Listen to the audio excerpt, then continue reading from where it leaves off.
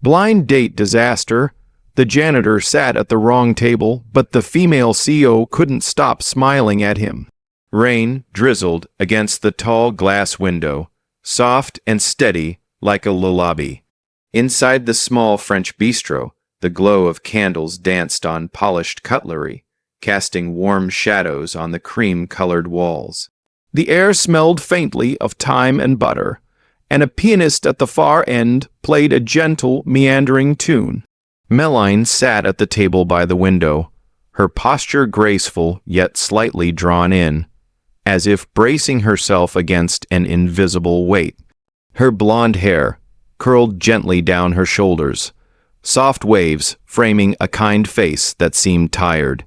A white blazer hung neatly on her shoulders, contrasting with the soft burgundy of her blouse.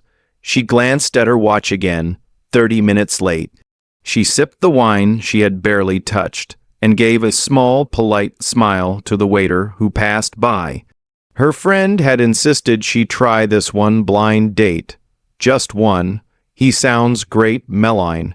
She had said he wears a gray coat and works in finance. You need to at least meet him. So she had come. She had waited. And now she wondered if she had been stood up.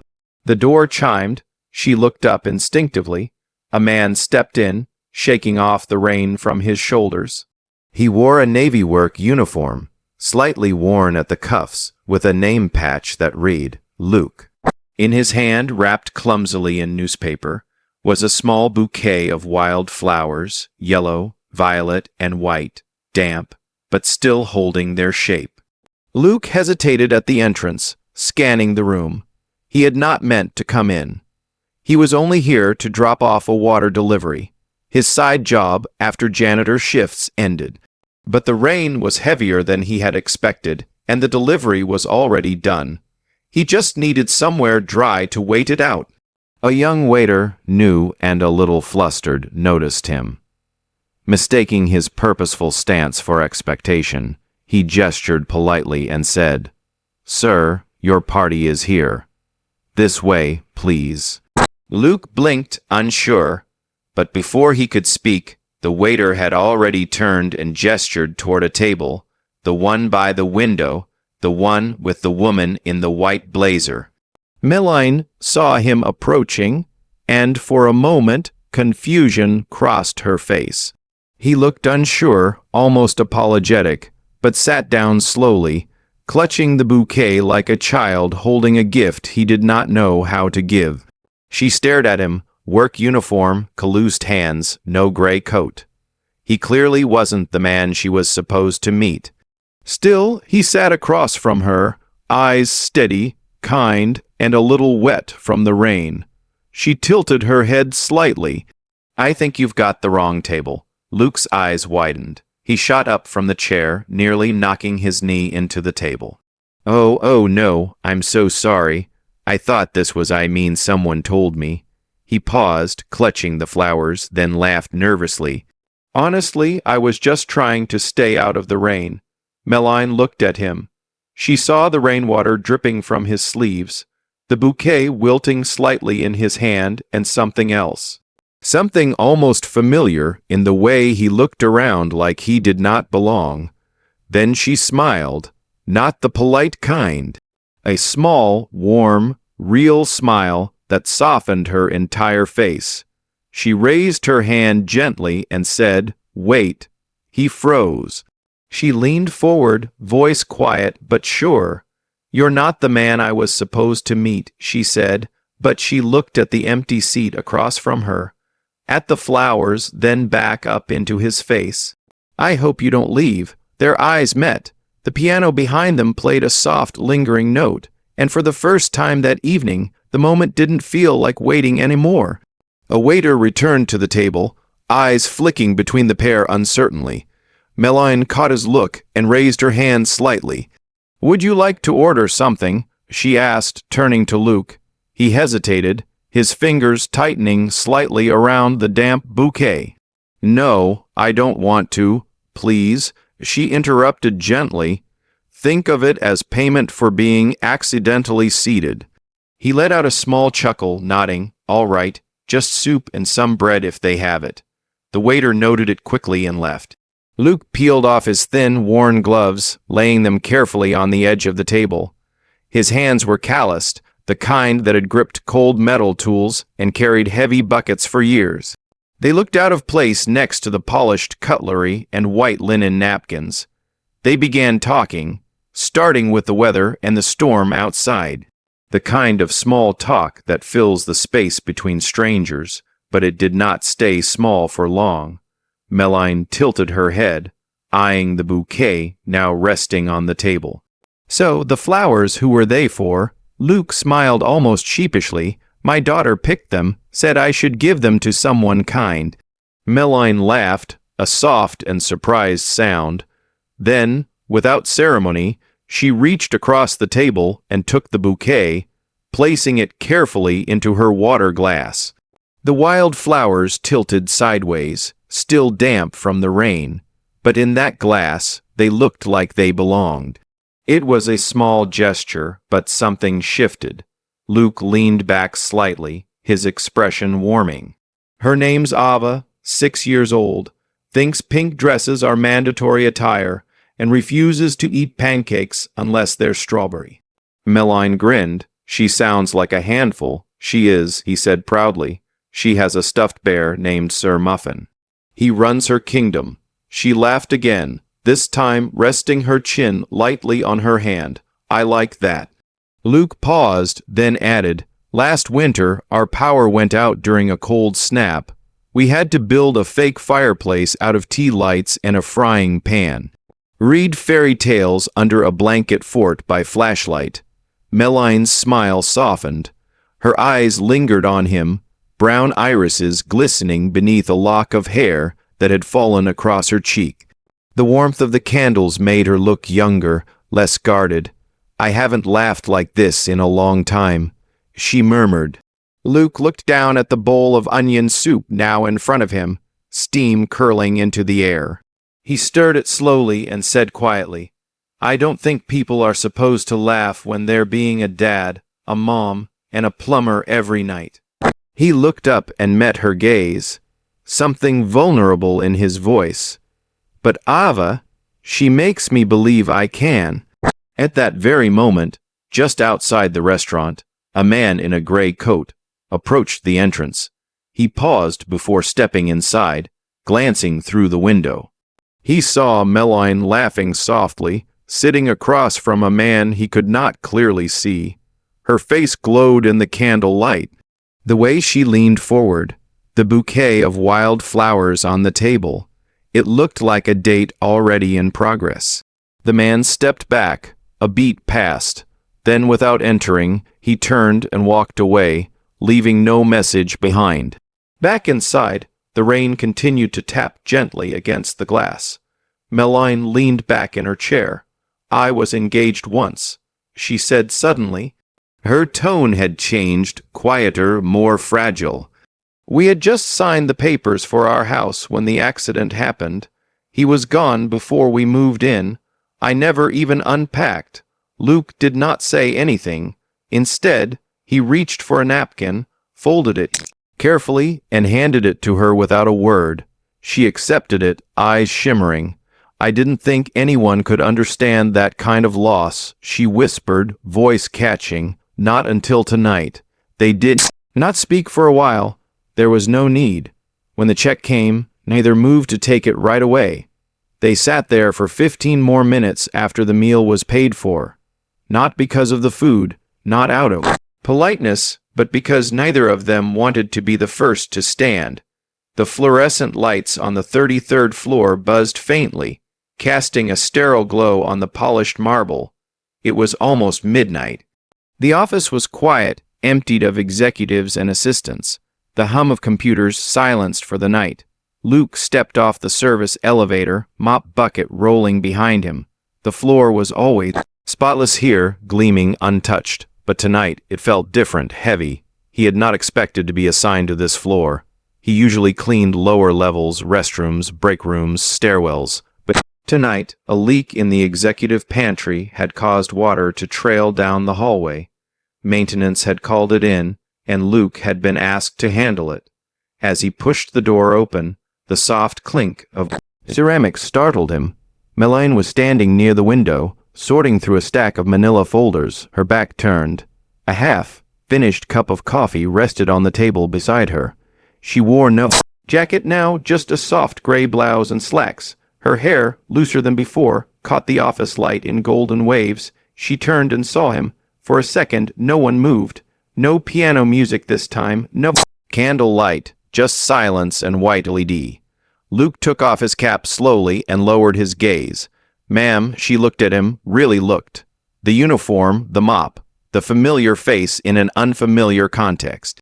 You know now, she said softly. I always knew, he replied, voice calm. Melaine blinked. What? Luke met her eyes. I clean this floor every night. I've seen your name on the door, but at the restaurant. You didn't look like a CEO. You looked like someone who didn't want to be alone. She stood frozen, cup in hand, and you, she said, her tone unreadable, didn't look like someone who cleaned floors. He smiled faintly. That night, you didn't treat me like someone who did.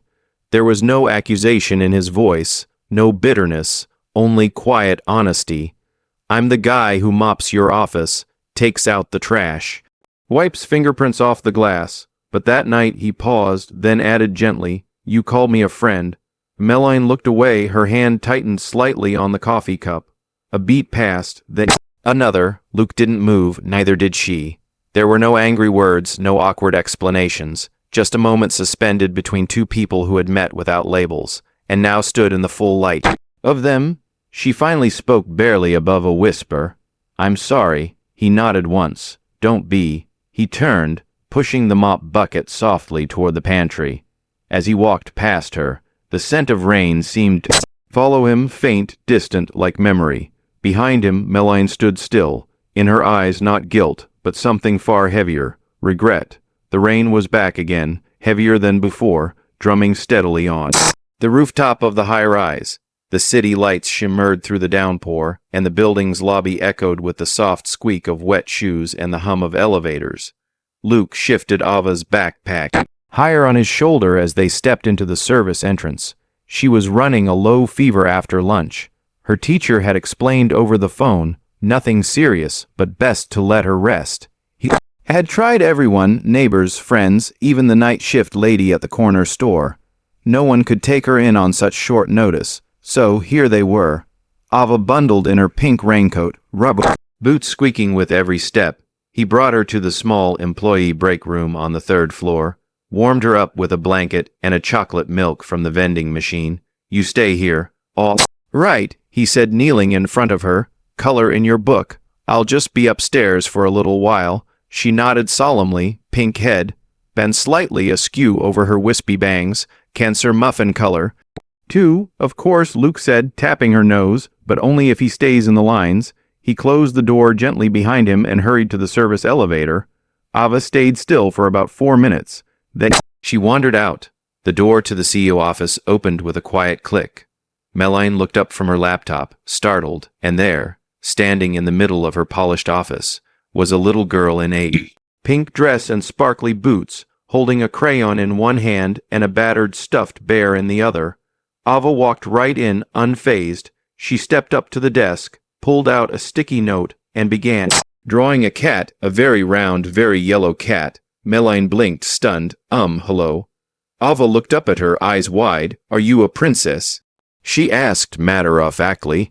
Melaine blinked again. What? Your hair. Ava pointed. It's golden curly like the mom in my fairy tale book. A laugh escaped Melaine, loud, sudden, and completely unguarded. She covered her mouth with her hand, then let it drop as she looked at the small visitor. Well, she said, setting aside her coffee, no one's called me a princess in a while. You're pretty like a painting, Ava continued, climbing into one of the armchairs with her crayon and bear. Are you rich? Melaine burst out laughing again, and this time she sat down on the floor next to the little girl. I work a lot.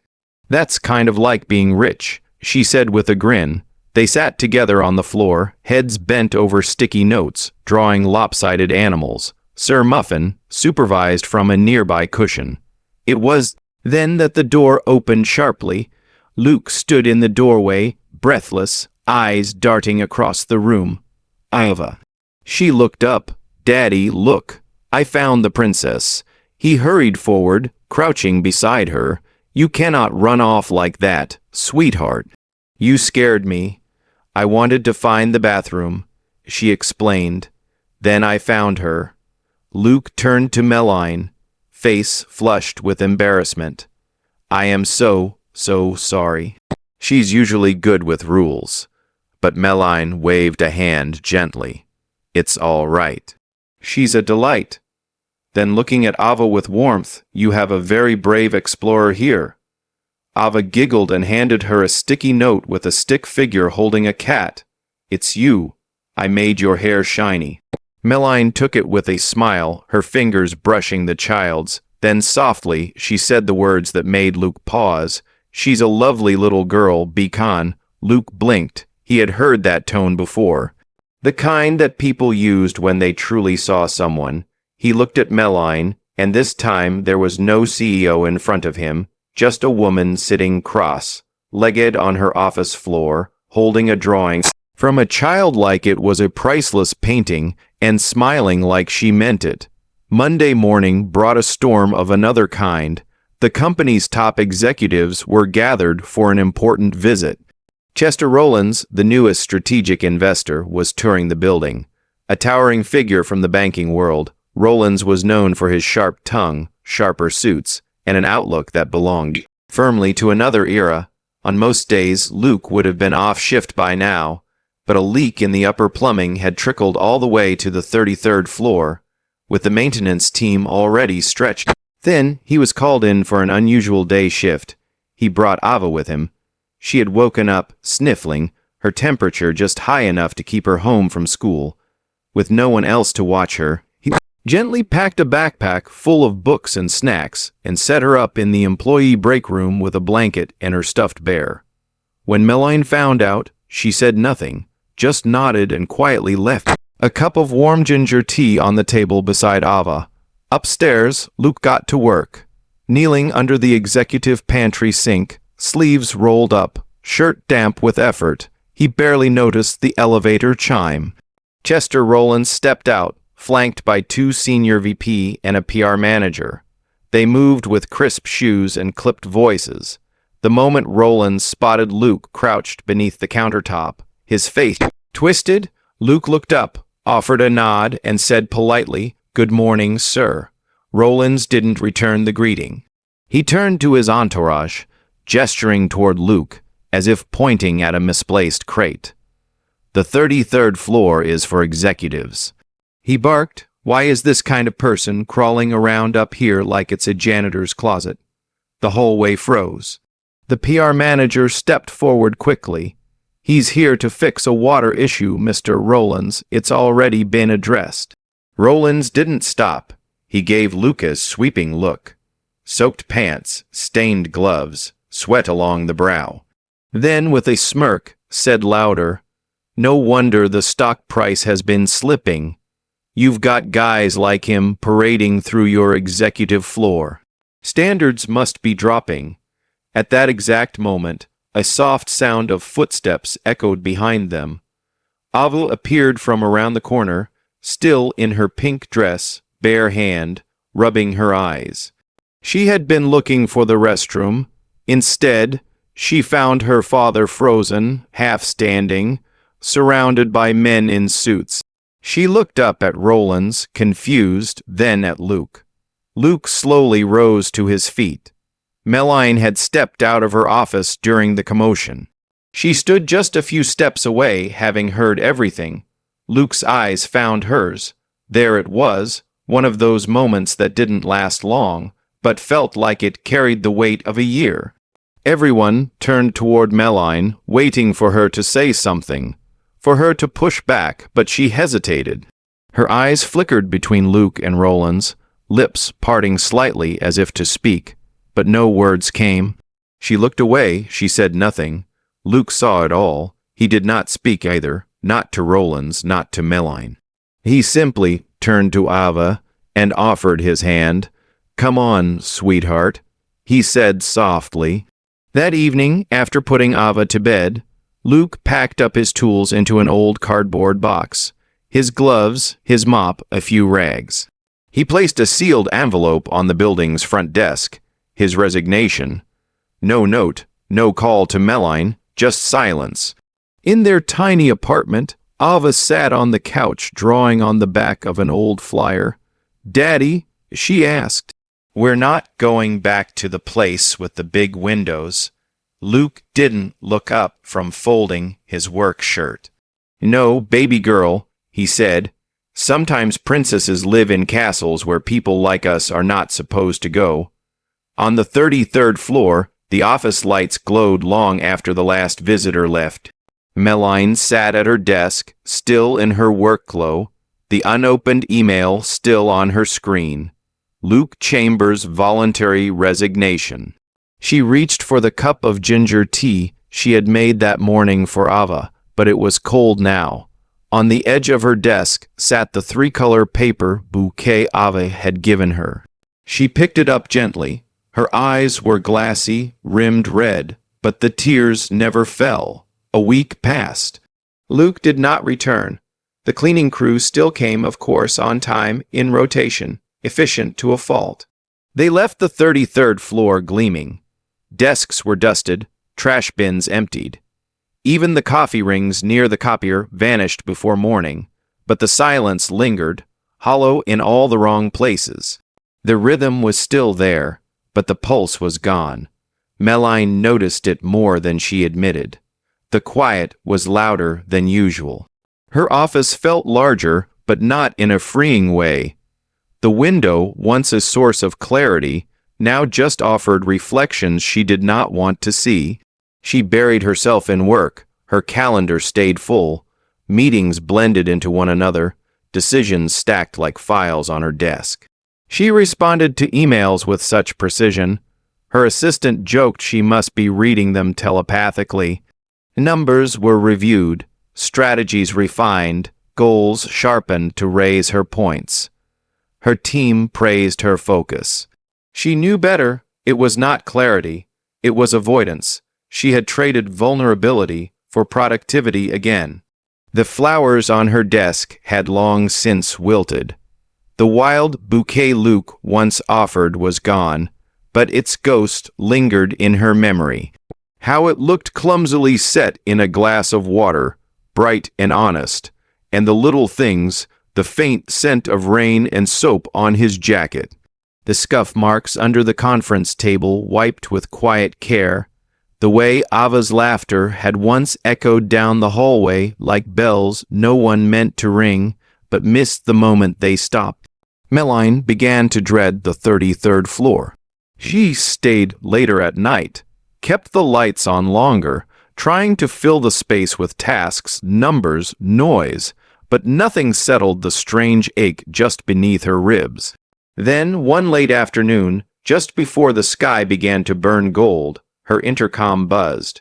Miss Kingsley, the front desk clerk's voice came through, tentative. "There's something here, it's marked personal for you," she blinked. From whom he didn't leave a name, just said it was for you. "Dropped it off a few hours ago." She hesitated, then stood, legs stiff from hours of stillness. She took the elevator down. The lobby was nearly deserted. Outside, the city moved in its evening rhythm, honking horns, streetlights flickering to life. Behind the desk, sitting on a marble counter, was a small bundle wrapped in plastic against the rain. It wasn't flowers, it was paper, a bouquet of folded shapes, 3 colors, pale yellow, blush pink, and a soft brown. The edges weren't perfect, the folds were slightly uneven, they were handmade, the paper was Ava's. Crayon lines, crooked hearts, a big sun smiling from the top corner. She recognized the art instantly. Taped to the side was a note folded once. She opened it in Luke's handwriting. "Thank you for giving me one evening to be someone." No signature, no return address, just that. Her breath caught. She sat down on the nearest bench, hands trembling, bouquet pressed close. A single tear fell, then another and another.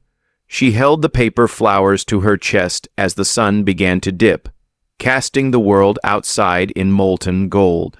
The lobby filled with light, but she sat still, wrapped in quiet, in memory, in something she could no longer pretend did not matter. She stood slowly. Something inside her had shifted, not shattered, but cleared. It was time to act. She would not let this end in silence. The streets were narrower here, pressed in by aging brick buildings and overgrown vines that curled through rusted fences. The pavement cracked beneath her flats, uneven and patched, worn by time and weather. Cars lined both sides of the road, their paint faded, bumpers held with tape and hope. Overhead, laundry lines stretched between windows, swaying slightly in the breeze. Bed sheets, faded shirts, socks with mismatched pairs. Somewhere down the block, a child laughed, chasing a plastic bottle cap with a stick. Meline took it all in with quiet focus. She clutched the address in her memory like a lifeline. She had copied it from the employee records days ago and committed every number, every detail to heart. Now she stood before a threes. Dory walk up with peeling paint at the corners and potted plants clustered unevenly along the front steps. The building looked tired but lived in and alive. She wasn't wearing heels today. No tailored blazer, no red-stamped badge clipped to her lapel. Her hair, usually styled with intention, was free, curling softly at her shoulders. There was no makeup on her face, only the color brought by a decision she was still bracing to make. She looked down at the cream envelope in her hand. Then she knocked. The door opened faster than she expected. Ava stood there brightened with a dusting of flour on her pink dress and a line of powdered sugar across her cheek. Sir Muffin hung from one arm. She gasped when she saw Meline mouth dropping open in delight before exploding into sound.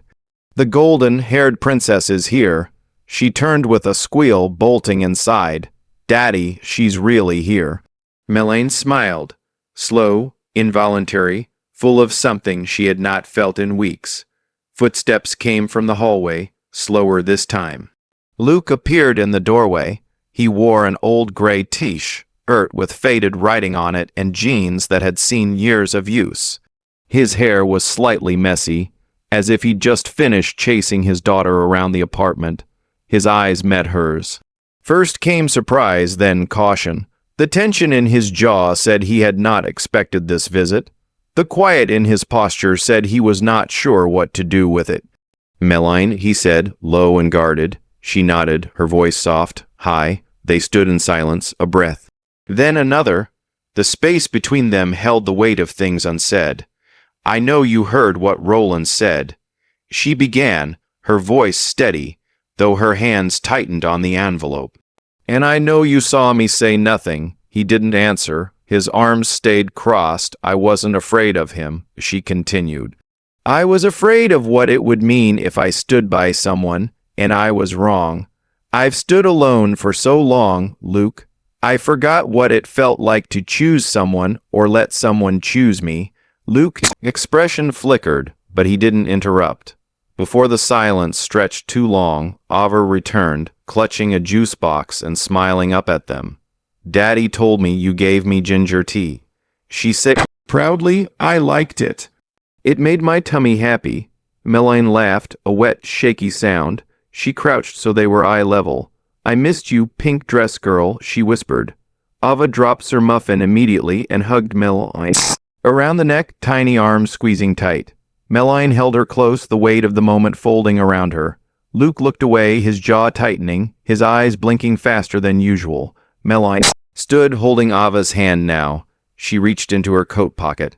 I didn't just come to say sorry. She handed Luke the envelope. He read the front hope table. A night to honor those who quietly hold everything together, inside a formal invitation and a folded contract. He skimmed it. Employee experience advisor. He read reporting to the CEO. She nodded. No mops, no cleaning carts. Just a chance to help us see what we've stopped seeing. I don't have a degree, he said, or a suit, or you have something I lost in a boardroom years ago, she said. Heart, honesty, perspective, and I need that more. Then I need another strategist. Their eyes locked. Luke looked from the paper to Ava, now twirling in her pink dress, Sir Muffin back in hand, and then he looked back at Meline and smiled. For the first time in days, it reached his eyes. The Hope Table event was held in the atrium of the company's downtown building, a space transformed for one evening into something quiet, glowing, and full of meaning. White string lights crisscrossed the ceiling like stars, and the tables were lined with simple linen, each adorned with a single paper flower. No fanfare, no extravagance, just gratitude. Luke adjusted the cuffs of his white dress shirt. It was borrowed, slightly tight at the shoulders, but freshly pressed. His daughter, Ava, wore a brand new pink princess dress, layers of soft tulle, and satin with sparkly shoes to match. A kind HR assistant had helped her pick it out. She twirled in place beside him as they waited for the program to begin. When Meline stepped onto the small stage at the front of the room, a hush fell. She looked different tonight. Not just beautiful, but open, grounded. Her blonde curls brushed her shoulders, and her cream dress shimmered just slightly. Under the lights, she took a breath and began. I want to tell you a story, she said, about a rainy night, a man with a bouquet of wild flowers and someone who didn't know she needed saving. A few people leaned forward. Most smiled. He sat at the wrong table. She continued, by accident, or maybe not. And for one evening, everything felt a little warmer, a little more real. She didn't say his name, but Luke felt every word as if they were only meant for him.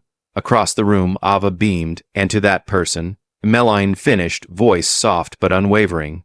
Wherever you are tonight, thank you for showing me what real strength looks like. The audience applauded, some dabbing their eyes discreetly. The lights dimmed slightly as the dinner service began. Meline made her way from stage toward her assigned table only to stop and laugh. Luke was sitting one table over again.